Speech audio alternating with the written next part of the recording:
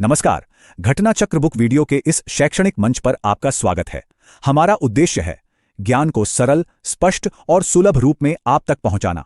आइए आरंभ करते हैं अध्ययन और सफलता की इस यात्रा को। बिहार की जाति आधारित सर्वेक्षण रिपोर्ट आ चुकी है और इसके जो आंकड़े हैं वो काफी कुछ कहते हैं। तो आज हम इन्हीं नंबरों को जरा आसान भाषा में समझने की कोशिश करेंगे और देखेंगे कि ये बिहार की सामाजिक बनावट के बारे में क्या बताते हैं।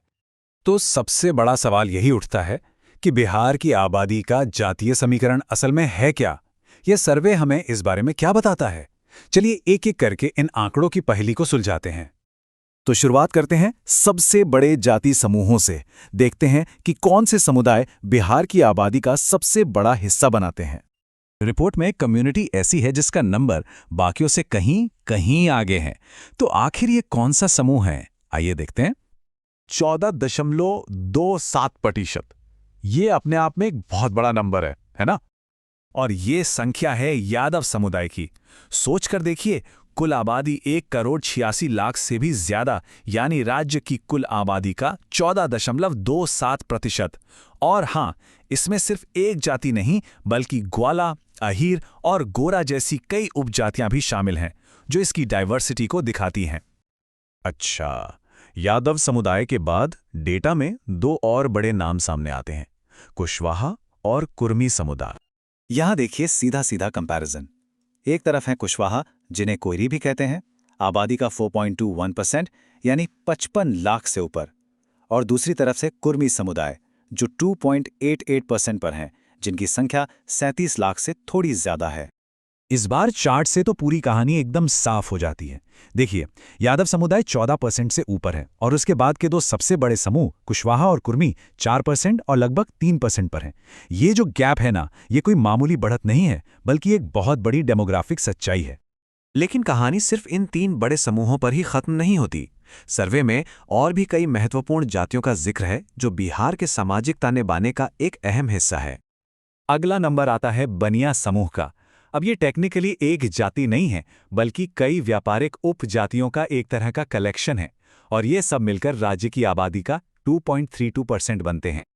इस समूह के अंदर कितनी डाइवर्सिटी है, इसका अंदाजा इस लिस्ट से लगा सकते हैं। सूढ़ी, मोदक, रोनियार, मोदी और कलवार। और ये लिस्ट तो और भी लंबी है। ये इस कैटेगरी की कॉम्प्लेक्सिटी को दिखाता है। सर्वे की एक और दिलचस्प बात यह है कि ये सिर्फ जाति पर ही नहीं, बल्कि रीजनल आइडेंटिटी पर भी फोकस करता है, जैसे कि सुरजापुरी मुस्लिम समुदाय के केस में। ये समूह आबादी का 1.87% है, यानी 24 लाख से ज्यादा लोग। लेकिन यहाँ एक बहुत अहम बात है, ये गिनती सिर्फ 4 जिलों की है: पूर्णिया, कटिहार, किशनगंज और अरेरिया।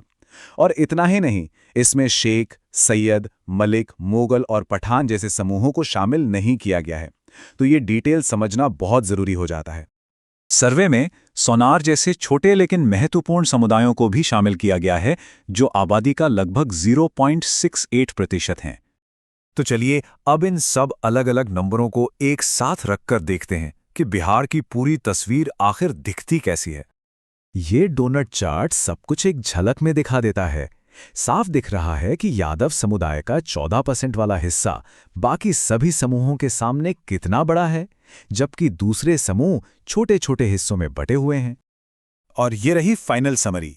सभी मुख्य समूहों के आंकड़े एक साथ, यादवों के 14.27% से लेकर सोनार समुदाय के 0.68% तक। ये इस सर्वे की जो मेन फाइंडिंग्स हैं उनका एक क्लियर कट सारांश है। तो आखिर इन सब आंकड़ों का मतलब क्या है?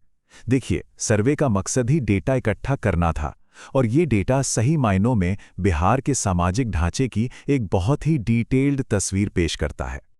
तो ये हमें इस सवाल पर लाके छोड़ता है कि ये आंकड़े बिहार के समाज को समझने में आखिर कैसे मदद करते हैं। क्योंकि नंबर्स को जानना एक बात है, लेकिन उनके सामाजिक असर पर विचार करना वो एक बिल्कुल अलग बात है। इस विश्लेषण को देखने के लिए शुक्रिया।